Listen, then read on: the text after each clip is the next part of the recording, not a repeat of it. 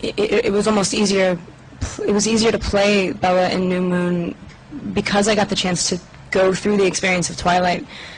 I do think that the movie sort of stands alone. If it wasn't a sequel, the movie would still make sense. But I wouldn't have been able to play it because I wouldn't have known, hypothetically, because obviously I don't know what it feels like to, be in love with a vampire and feel literally physically altered. But it's because the descriptions in the book are so visceral and sensory. Literally, I mean, it's first-person narrative, so you know sort of exactly what she's feeling all the time. How we maintained intensity, I don't know. The story is really intense, so that's what we were supposed to do. Yeah, I mean, I guess after Twilight, we expect anything, but it's still a constant surprise to me. I'm always surprised by the fan reactions and the amount of fan support we have behind us. Just because none of us expected it when we were filming Twilight. Coming into New Moon, it was a little different feeling, but yeah, I mean, it's great to know we have that kind of support behind us. I was kind of trapped in a hotel room when we were shooting the last one in Vancouver, but there's always ways, there's always places where you can disappear to. It just involves a little bit more thought. I mean, you can't just wander around willy-nilly.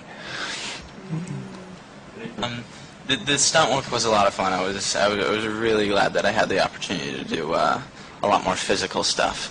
I'd never ridden a dirt bike before, so that was kind of scary at first. I had to go through some training so I could make the 5 seconds of me on the dirt bike look cool. But yeah, I mean, there was a lot of sequences, and Chris was really open to some random ideas.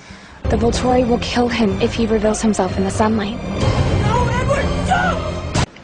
Just natural. I love it when they say topless scenes, because men don't ever do topless scenes. That's like I love that. It's like, finally, make the man do a topless scene. You get a lot of nipple shots in this movie. I was really terrified. I hadn't worked out at all until when I saw Taylor at the beginning of the year.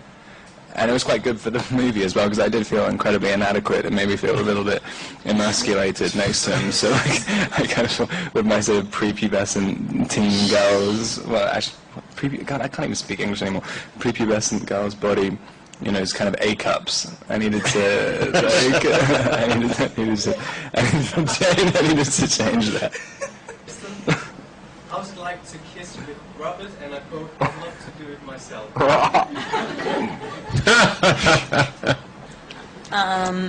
It's pretty cool.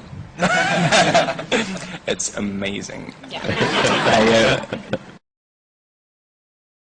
Is how much pressure did I feel given the fan base? But actually, I found that they've been extraordinarily supportive of me.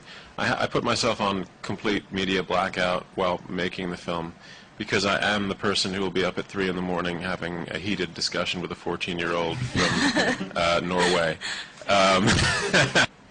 There's never been any pressure from anyone, I don't think. I mean, other than right at the very beginning, before the first film came out. I mean, people. I think they like being part of the club as well, and I think they kind of mobilize against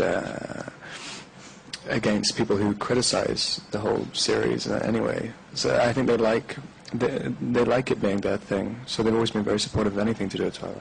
I mean, if I'm still stuck in hotel rooms in 10 years and I haven't figured out any other way to deal with it other than hiding, it probably would annoy me a little bit. But I mean, I'm still, if you're just working the whole time, you don't even think about it. I'm going from press tour to movie to press tour, so yeah, I don't really think about it at all. I mean, I guess I'll see what it's really like in the next 2 or 3 years, I think. I don't think there is any preparation.